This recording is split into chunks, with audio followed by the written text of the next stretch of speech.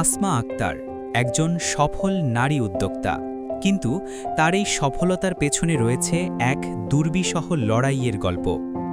নতুন জীবনের স্বপ্নে যেই স্বামীর হাত ধরে ঢাকায় এসেছিলেন এই নারী, সেই স্বামীর নির্যাতনে দগ্ধ ছিল তার নিত্যদিন। পায়ে ধরে আকুতি করা সত্ত্বেও একদিন সেই স্বামীও ছেড়ে যায় তাকে। 2 সন্তান নিয়ে বেঁচে থাকার লড়াই শুরু হয় আসমা আক্তারের। বাসায় কাজ, গার্মেন্টসে হেল্পারি, ফুড ডেলিভারি এবং অবশেষে হয়ে উঠলেন উদ্যোক্তা।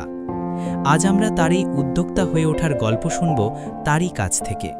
আরেকটা হয়েছে যে আমারই কিন্তু মেন্টালিটি বা ফিজিক্যালি আমার পরিবার আর বন্ধুবান্ধব আত্মীয় স্বজন কেউ আমারে সাপোর্ট করে না, কিন্তু আমি নিজে একলা পরিশ্রম করে কষ্ট করে মানে আল্লাহর পর প্রচণ্ড আত্মবিশ্বাস রাখে যে আলহামদুলিল্লাহ আল্লাহ প্রচুর ভালোবাসেন। তো একটা সাইকেলে করে আমি 50-60 টাকা প্রোডাক্ট নিয়ে 5-7 কিলো আমি চাইতে পারতাম না। আমি মনে করি আল্লাহর পর ভরসা রাখলে আর আত্মবিশ্বাস থাকলে মানুষ অনেক কিছু পাবে। ঢাকায় আসি, আমার আব্বু মারা গেছে 2006 16 ডিসেম্বর মাসে। তার 2 বছর আগে আসি, আর্থিক সমস্যার কারণে পড়াশোনা শেষ করতে পারিনি। ওকে গার্মেন্টসের কয়েকটা সেক্টরে কাজ করছি।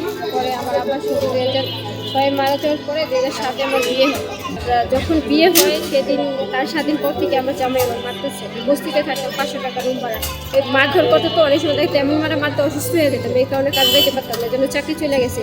এই চাকরি চলে গেছে পরে দেখা যায় কখনো মেডিকেলে কাজ করছি, বাসা বাড়িতে কাজ করছি, বাঙ্গাবাড়ি কাজ করছি। যাই হোক, এভাবে আমার 12টা বছর কাটতে যায়। তারপরে 5.5 বছর হয়ে গেছে আর কি আমার ডিভোর্স হয়েছে। আমার যখন ডিভোর্স হয়, ডিভোর্সের মূল কারণ হয়েছে আমার প্রচুর টর্চার করতো, প্রচুর মারতো, আনলিমিটেড মারতো। যাই হোক, আমার ডিভোর্সের পরে আমি বাসা বাড়িতে কাজ করছি, করোনা চলে আর কি। বাসায় কাজ করে পরে আমি গাজীপুর চলে যাই। গাজীপুর থেকে চলে আসার পরে গাজীপুর থাকাকালীন অবস্থায় কি একটা সাইকেল দিয়েছিলাম আর কি। আমার এই যে এই সাইকেলটা দিয়েছিলাম, তখন আমার আগে থেকে মনে একটা গল্প ছিল, সাইকেল ছিলাম আর কি, এটা একটা স্বপ্ন ছিল। তারপরে মানে সাইকেলটা যে কিনবো, কেনার মতো টাকা ছিল না। আমি সাইকেলটা ওনার কাছে জিজ্ঞাসা করেছিলাম সাইকেলের দাম কত, বলছে 4,500 টাকা। তারপর আবার 1 মাস পরে আসছি, আইসা তারপর সেটা আমি কিছু আমার লাইফের হিস্টোরি বলছি। তারপরে আমি 3,500 টাকা জমা, এটা জোগাড় করতে আমার কষ্ট হয়ে গেছে। তারপরে কি যেদিনকে সাইকেলে করছি, মানে সাইকেলে যেদিনকে আমি নিছি, ওদিনকে আমি ফুডপান্ডার কাজে নেমে গেছি। যখন ধরেন ফুডপান্ডাতে কাজ করছি, ফুডপান্ডার কাজ করার পাশাপাশি বাসা বাড়িতে কাজ করছি, তখন ইউটিউব দেখে এগুলো শিখতাম আর কি। বাসা বাড়ি থেকে পুরান জিনিস আনলাম, চুরি বাঙালির উল্টাপাল্টা জিনিস আইনি, এগুলো আর কি ইউটিউব দেখে ওগুলো রিসাইকেল করে অনেকদিন বানাইছি। আন্দোলনের 1 বছর আগ থেকে এটা আমি টোটালি বানাইয়া স্তূপ করছি। যেমন আমার হাতে তৈরি যেগুলো বোতল দিয়ে হস্তশিল্প আছে, ভাঙ্গারি তুলে এগুলো হস্তশিল্প আছে এগুলো। আর চুরি মুড়ি এগুলো যে বিশেষ করে ম্যাডামদের পুরান চুরি আছে ওগুলো থেকে প্রথম বানাইছি। তারপর বানানোর পরে ওই যে ম্যাডামদের দেখাইছি, পরে বলছি আসমা তোমার কাজ সুন্দর তুমি কিছু করতে পারো, অনেক উৎসাহ দিত আর কি। তারপরে এই ফুডপান্ডার বাসাবাড়ি কাজের 4,000 টাকা জোগাড় করে ম্যানেজ করছি অনেক কষ্ট করে। ওইটা থেকে মেটেরিয়াল আনি, মেটেরিয়াল আনা থেকে ওইখান থেকে আবার নতুন করে আবার এই কাজ শুরু করি। এই কাজ শুরু করার পরে পাশাপাশি বাসাবাড়ির কাজও করছি, ফুডপান্ডার কাজ করছি।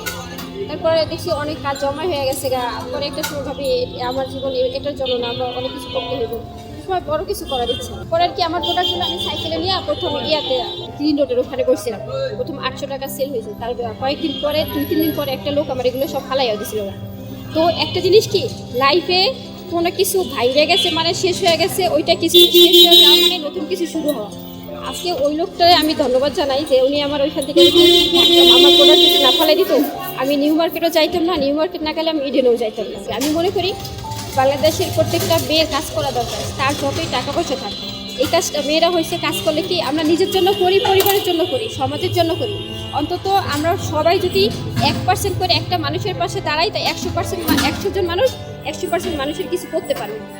আমি সবাইরে একটাই মেসেজ দিতে চাই, সবাই কাজ করেন, কাজে নেমে করেন আর চেষ্টা করেন। আমি দেখেন একটা সময় কোথায় ছিলাম, কত 500 টাকার উপরা দিয়েছি, বস্তিতে ছিলাম। এখন এই যে আমার এই বিজনেসটা আমি শুরু করছি 4,000 টাকা দিয়ে। আমরা একদিন আসছিল একটা ছাড় আইসুন্দর বলছে যে আপনার কোনো হেল্প লাগবে কিনা। পরে আমি সামনে আসলে রেডি-টু দিয়ে কাজ করতে চাইতো, এই জন্য হয়তো আমার একটা ফ্রিজের দরকার। ওরা 2 মাস পর আবার যোগাযোগ করে দেয়। মানে আমি তো অবাক আর কি, আমি একটা ফ্রিজ সরাসরি আমার বাসায় চলে আসছে, এটা আসলে অপ্রত্যাশিত, আমি ভাবতেই পারিনি। ওনাদের তো আমার অনেক ধন্যবাদ, অনেক সালাম। আমার আসলে একটা দোকান দরকার, বুঝছেন, একটা দোকান হলে আমি আগাইতে পারতাম। এরকম যদি সাহায্য কয়েকজনে মিলা করে, এটা আমার জন্য ভালো হয়। ছোটোখাটো একটা দোকান থেকে আমি আসলে আমার প্রোডাক্ট কিন্তু অনেক বাড়ানো আছে, আলহামদুলিল্লাহ প্রায় 2 লাখ টাকার মতো ইনভেস্ট করা আছে, প্রচুর প্রোডাক্ট আছে। তারপরে এটার জন্য আমার একটা দোকান দরকার, কিন্তু একটা দোকান নেওয়ার মতো অ্যাবিলিটি এখন নাই। এই হেল্প দরকার, আর কিছু না, আর সাপোর্ট চাই, প্রচুর দোয়া, প্রচুর সাপোর্ট। আমার বিসমিল্লাহ হ্যান্ডিক্রাফটস এই পেজ থেকে আমার পাওয়া যাবে। আসমা আক্তারের ছোট্ট এই ব্যবসায়কে ঘিরে স্বপ্ন বিশাল। সম্ভাবনাময় এই ব্যবসায় সেনাবাহিনীর উপহার যে প্রেরণা জুগিয়েছে তা তাকে আরও উদ্যমী হতে সহায়তা করবে বলে মনে করেন আসমা আক্তার। এখন প্রয়োজন সহায়তা, হয়তো তাতেই বদলে যেতে পারে আসমা আক্তারের এই সংগ্রামের ভবিষ্যৎ। News express, desk report, Dhaka, Mohammadpur.